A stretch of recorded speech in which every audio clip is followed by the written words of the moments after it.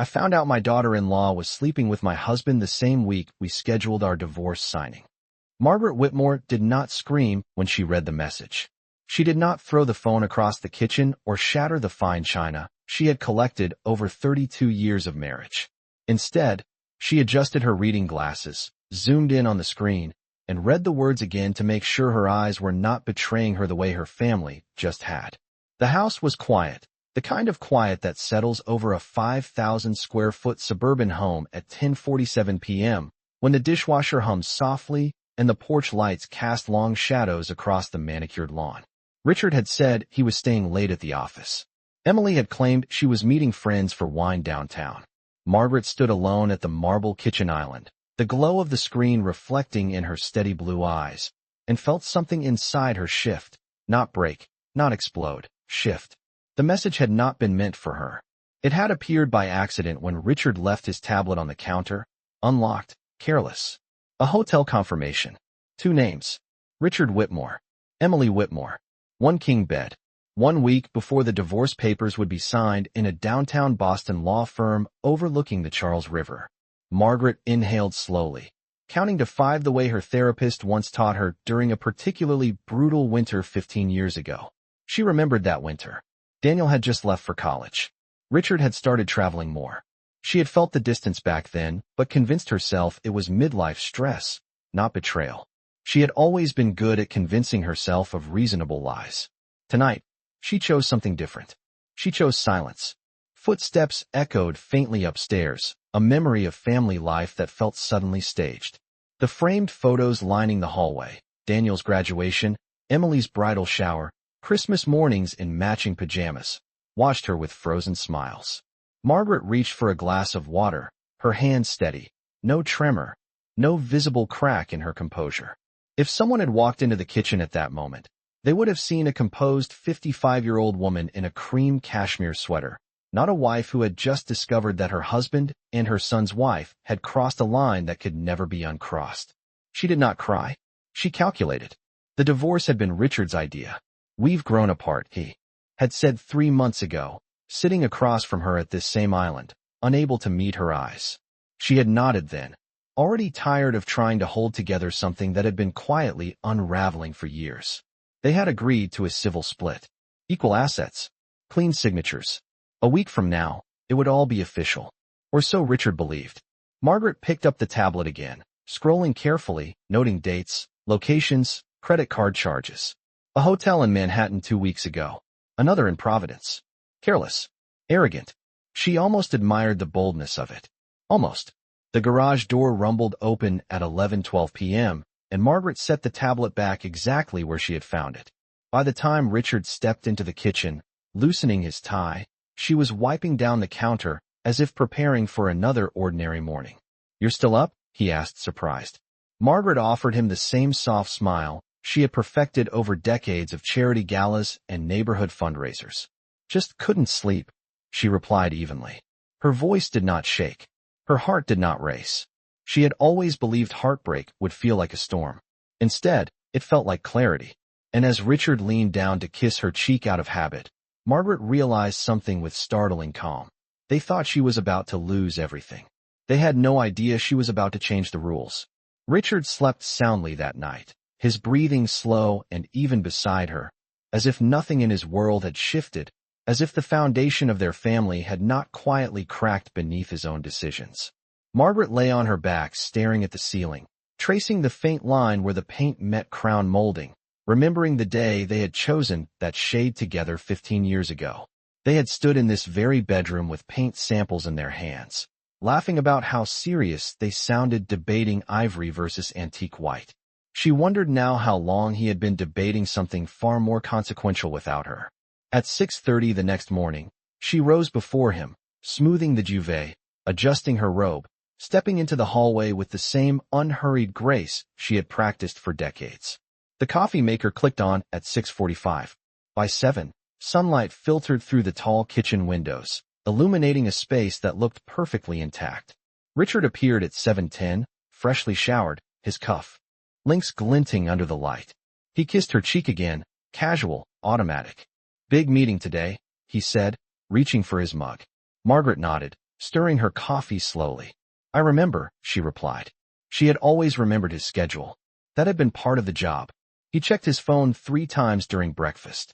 Each time, his expression shifted almost imperceptibly, a tightening at the corner of his mouth, a flicker of anticipation he probably thought invisible. Margaret noticed everything. She asked about the quarterly reports. She reminded him about Daniel coming over Sunday for dinner. She even suggested they finalize the moving timeline after the divorce signing next Thursday. Richard agreed too quickly. Relief softened his shoulders. He believed he was walking away clean. After he left at 7:45, the house felt different, not emptier, but clearer. Margaret carried her coffee into Richard's home office, closing the door behind her for the first time in years. She sat at his mahogany desk and opened her own laptop, not his tablet. She did not need to invade his privacy further.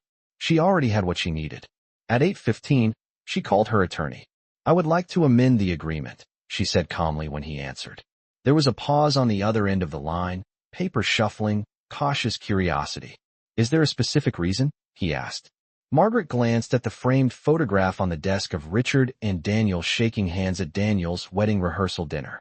Emily stood between them, smiling brightly, her hand looped around Richard's arm in a way that now felt rehearsed.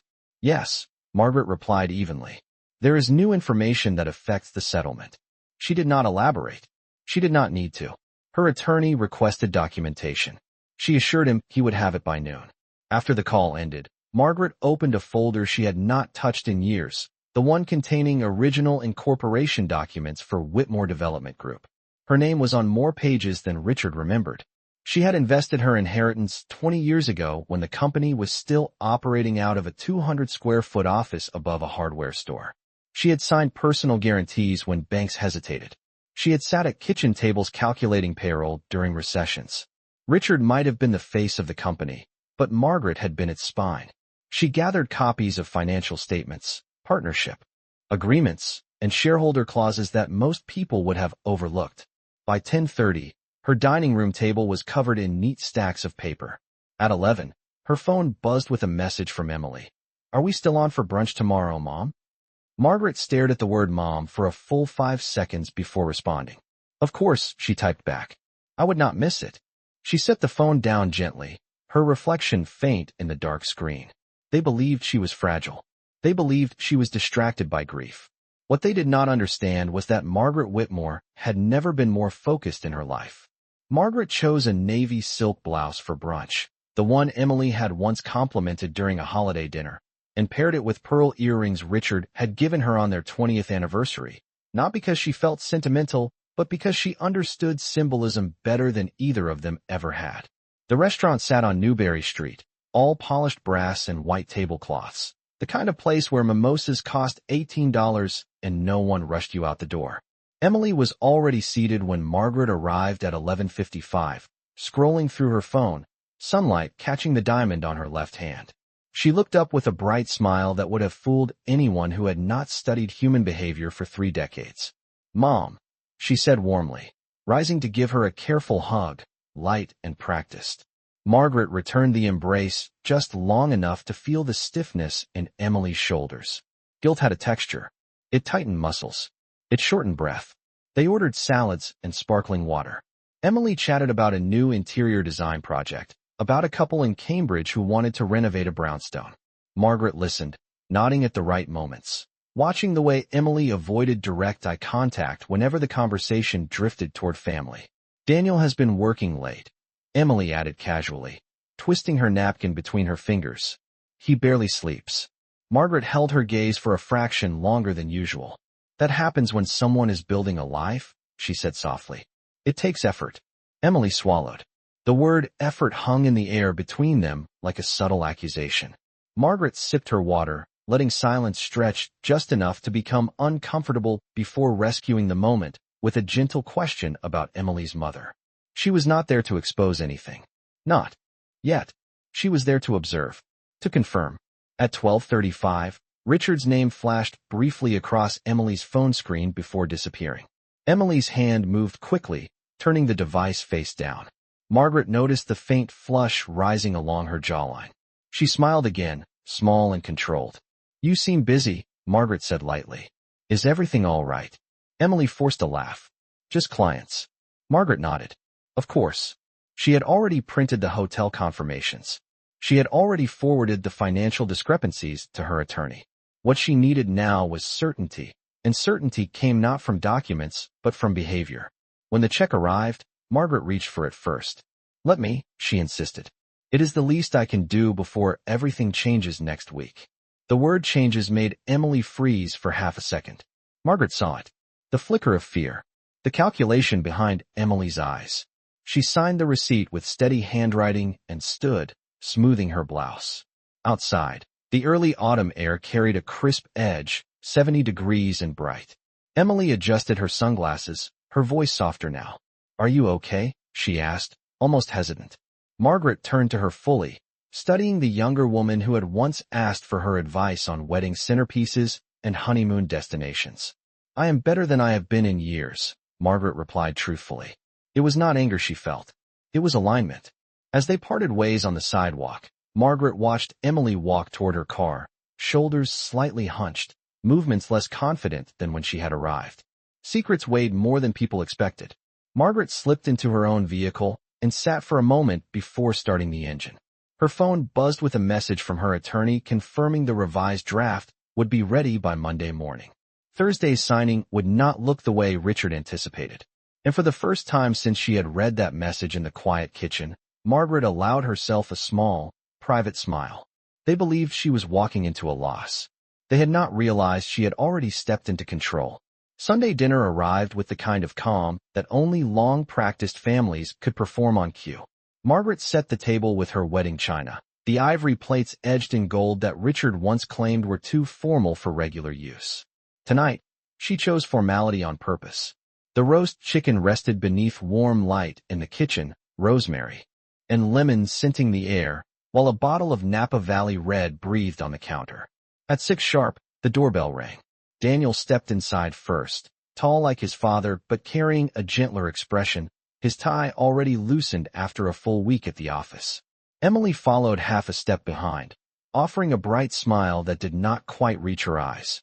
Richard appeared from his study moments later, sleeves rolled to his forearms, projecting ease. The performance began. Conversation flowed easily at first.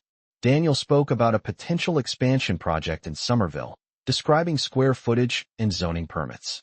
Richard nodded approvingly, slipping into mentor mode, his voice confident and steady. Emily added small comments about design concepts, her tone careful. Margaret listened more than she spoke, carving chicken with precise movements, passing plates without hesitation. She observed how Richard avoided sitting directly across from Emily, choosing instead the chair at the head of the table. She noticed how Emily's phone remained face down beside her wine glass, screen dark but never out of reach. Small details, small fractures.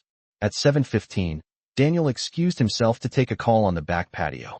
The sliding glass door closed softly behind him, leaving the three of them at the table. Silence hovered for a moment, thin and almost fragile. Margaret folded her napkin neatly on her lap and looked at Richard. Have you reviewed the final draft for Thursday? She asked calmly. Richard reached for his wine. My attorney said everything looks straightforward, he replied. Clean and simple. The word simple lingered in the air. Emily shifted slightly in her seat. Margaret turned her gaze toward her daughter-in-law, offering a mild smile. Divorce rarely feels simple, she said gently. But clarity helps. Emily's fingers tightened around her fork. I am sure it will be better for both of you, she said, voice measured. Margaret studied her for a long second. There it was again, the faint tremor beneath practiced composure. Richard cleared his throat. We have all agreed this is the mature path forward. Mature. Margaret almost admired the irony. Daniel returned a moment later, unaware of the undercurrent that had just passed between them. Dessert was served at 7:45, slices of apple pie warmed and topped with vanilla ice cream slowly melting along the edges. The conversation drifted back to safe territory. Travel plans. Market. Forecasts. Weather predictions for early October. At 8:30, when coats were retrieved and polite hugs exchanged, Margaret held Emily's hands for a brief second longer than necessary. Drive safely, she said softly. Emily nodded, eyes flickering with something that might have been uncertainty. After the door closed and the taillights disappeared down the driveway, Richard exhaled heavily, as if relieved. "That went well," he remarked, loosening his collar. Margaret gathered the empty plates with unhurried grace. "Yes," she replied evenly. "It did."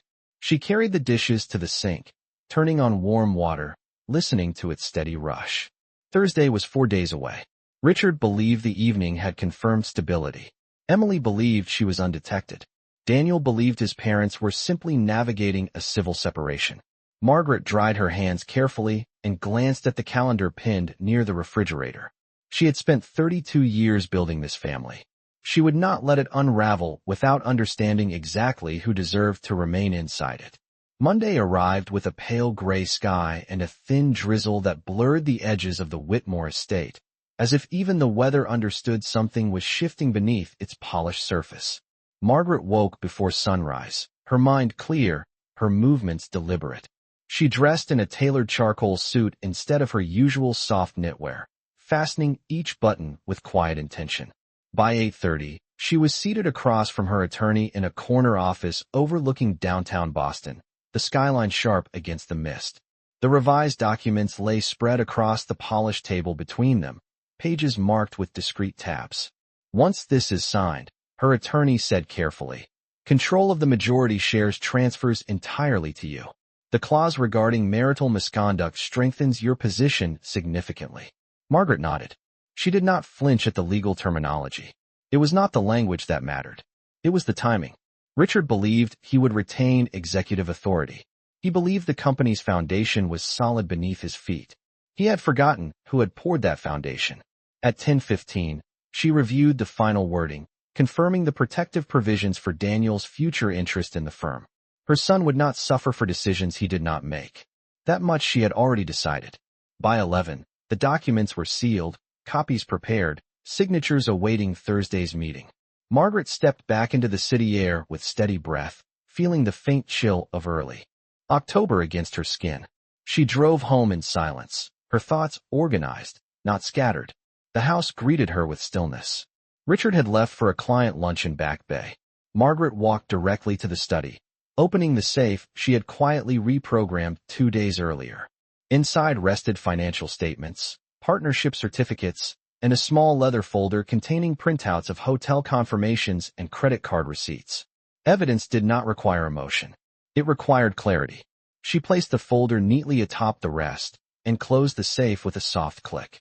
At 1:30, her phone vibrated with a message from Richard. "Dinner with investors tonight. Do not wait up." Margaret read it without reaction. At 1:42, another message arrived from an unknown number. She recognized it immediately.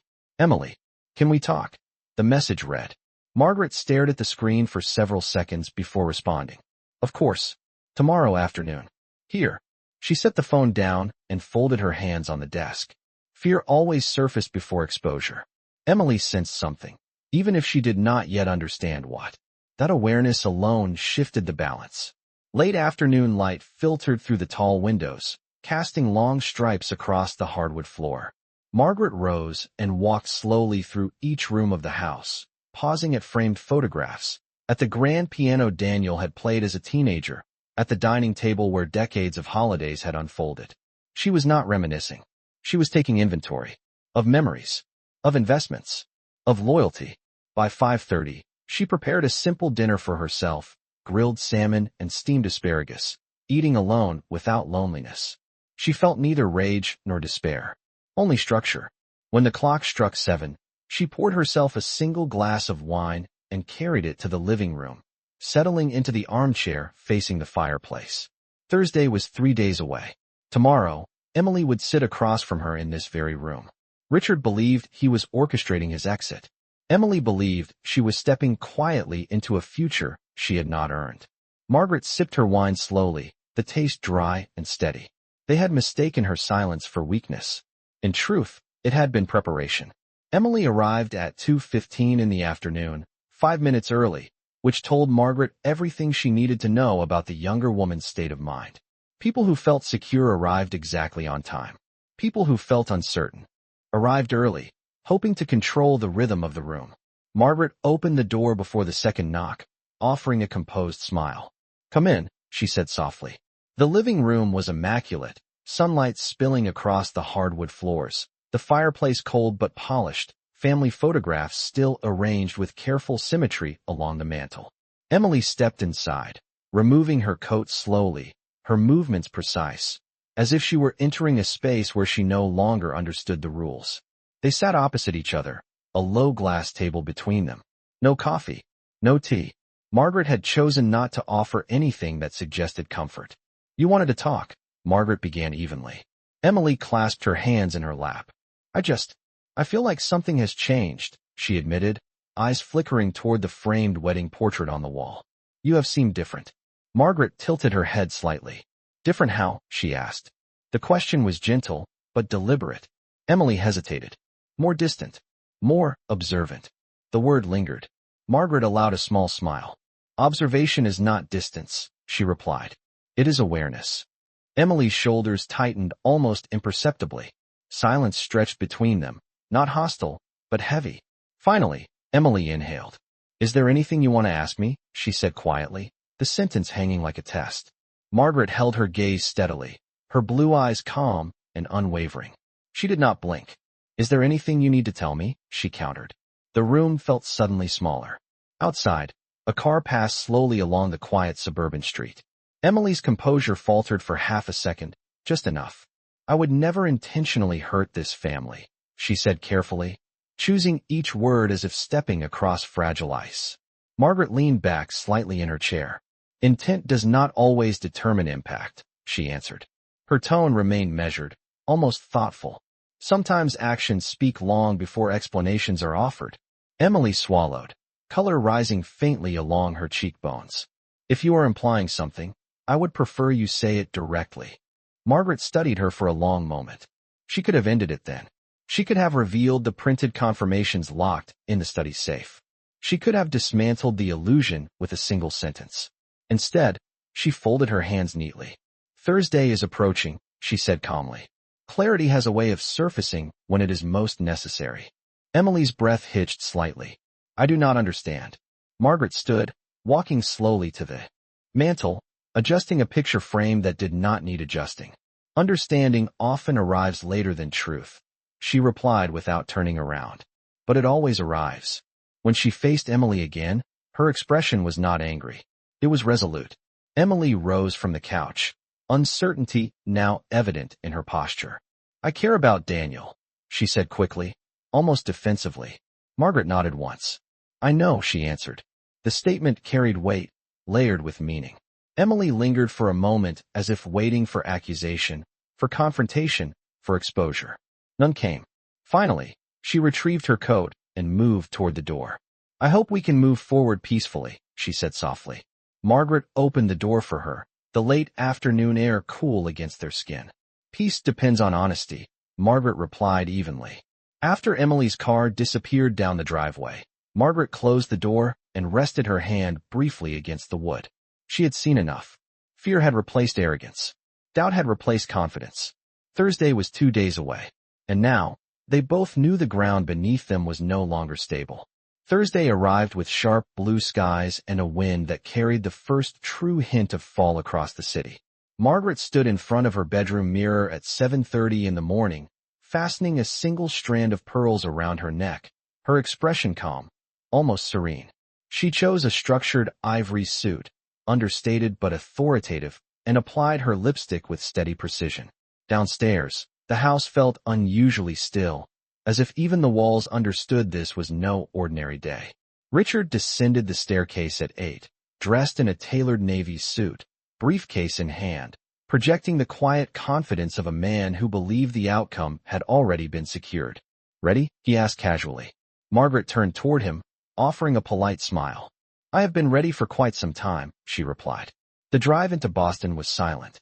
Traffic moved steadily along Interstate 90, sunlight glinting off the Charles River as they approached downtown. Richard checked his phone twice, his posture relaxed, unaware that the ground beneath him had already shifted. At 9:15, they entered the glass and steel office building where their attorneys waited on the 20th floor. The conference room overlooked the skyline, polished wood table gleaming under recessed lights. Margaret's attorney stood as they entered, greeting her with a nod that carried quiet assurance. Richard's attorney offered a professional smile, sliding a familiar stack of papers across the table. "This reflects the agreement we discussed," he said smoothly. Richard loosened his cuffs slightly, glancing at Margaret with what he likely assumed was magnanimity. "We can keep this simple," he remarked. Margaret took her seat without comment. Her attorney calmly placed a second folder on the table. The sound was soft but deliberate. "Before we proceed," he said evenly, "there are amendments that must be addressed." Richard's expression shifted almost imperceptibly. "Amendments?" he repeated. Margaret folded her hands on the table, posture straight, gaze steady. "Yes," she said quietly. The revised documents were distributed, pages turning slowly, the silence thickening with each paragraph read. The clause regarding fiduciary duty. The clause regarding marital misconduct. The clause transferring majority voting shares to Margaret effective immediately upon signature. Richard's face drained of color as comprehension arrived. "This is not what we agreed to," he said sharply, though his voice did not rise. Margaret met his eyes without blinking. "It is precisely what reflects the truth," she answered. Her attorney placed a thin leather folder beside the documents, opening it just enough for Richard to glimpse printed confirmations, dates, and financial transfers that told a story without dramatic embellishment. No accusations were spoken aloud. They did not need to be. Richard's jaw tightened. "You went through my accounts," he said quietly. Margaret's expression did not change. "I protected what I built," she replied. Across the table, the city skyline shimmered under clear autumn light, indifferent to personal betrayal. Richard leaned back in his chair, calculating rapidly, understanding now that the leverage he believed he possessed had evaporated. "You would destroy everything over this?" he asked, attempting indignation. Margaret's voice remained calm. "I am not destroying anything," she said. "I am preserving what deserves to remain." The room felt colder despite the sunlight pouring through the windows. Richard glanced at his attorney, then back at Margaret, searching for weakness, for hesitation, for the woman he assumed would concede to avoid discomfort. He found none. Margaret had spent decades building a company, a household, a reputation. She would not surrender it to convenience or deceit. The pen lay on the table between them, heavy with consequence. Outside, church bells rang faintly in the distance, marking the hour. Inside that room, power shifted without raised voices, without spectacle. Margaret reached for the pen first.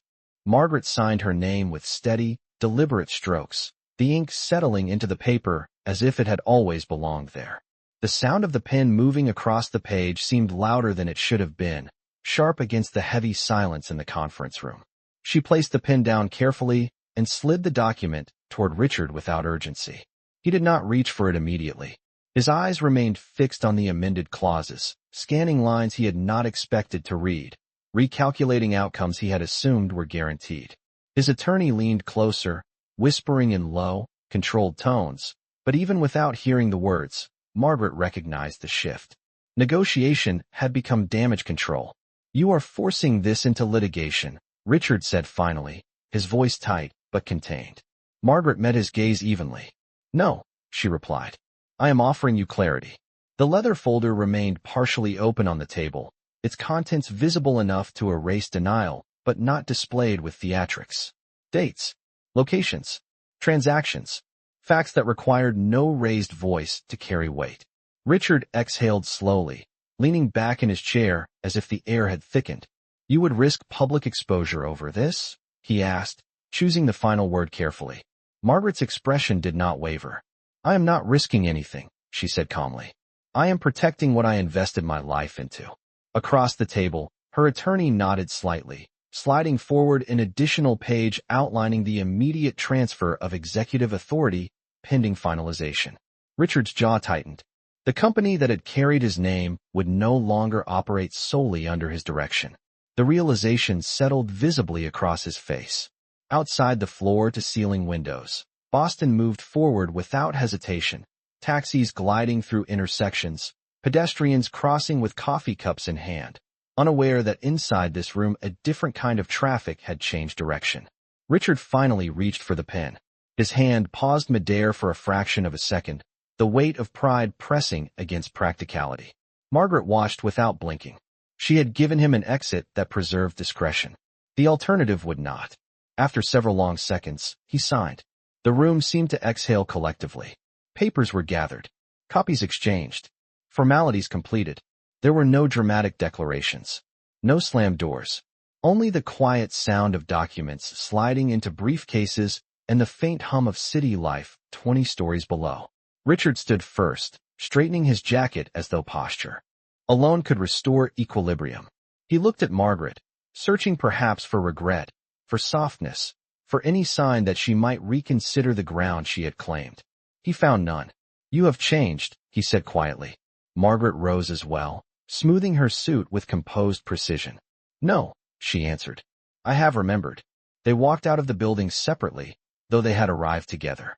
The autumn air felt sharper now, sunlight reflecting off glass towers with almost blinding clarity. Margaret paused at the edge of the sidewalk, inhaling deeply, the cool breeze brushing against her face. Her phone vibrated in her hand. A message from Daniel. "Is it done?" he asked. She looked out across the river before responding. "Yes," she typed simply. A second message appeared moments later. "I am with you." Margaret closed her eyes briefly, not in relief, but in recognition. Family was not defined by proximity or titles. It was defined by loyalty. She slipped her phone back into her bag and stepped forward into the steady rhythm of the city, not as someone who had lost a marriage, but as someone who had secured her future on her own terms. 3 weeks later, the house felt different, not emptier, but quieter in a way that no longer carried tension. Margaret stood in the center of the living room on a crisp October morning, sunlight streaming through the tall windows, illuminating dust motes that drifted lazily in the air. The legal documents were finalized, the executive transfer complete, and Richard had moved into a high-rise apartment overlooking the harbor. His departure had not been dramatic.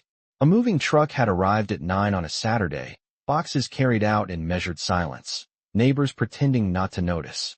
Emily had not visited since the day of the signing. Daniel, however, had come by twice, once alone and once with a quiet sincerity that told Margaret he understood more than he had admitted. She walked slowly through the kitchen, running her fingertips along the marble countertop where she had once read that first message. The memory no longer burned. It instructed. The company board meeting earlier that week had been concise.